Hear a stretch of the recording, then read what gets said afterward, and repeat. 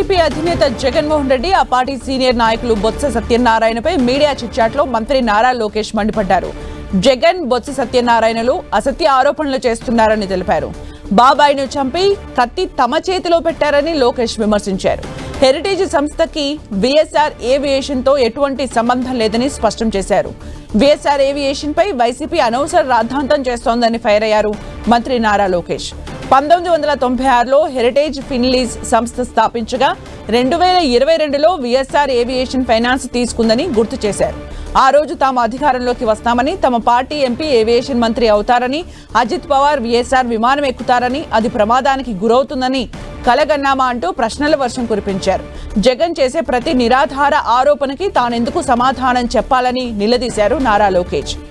చిల్లర దొంగల్ని పట్టుకుని గజ దొంగల్ని వదిలేస్తున్నారని బొత్స చేసిన వ్యాఖ్యలకు నారా లోకేష్ కౌంటర్ ఇచ్చారు.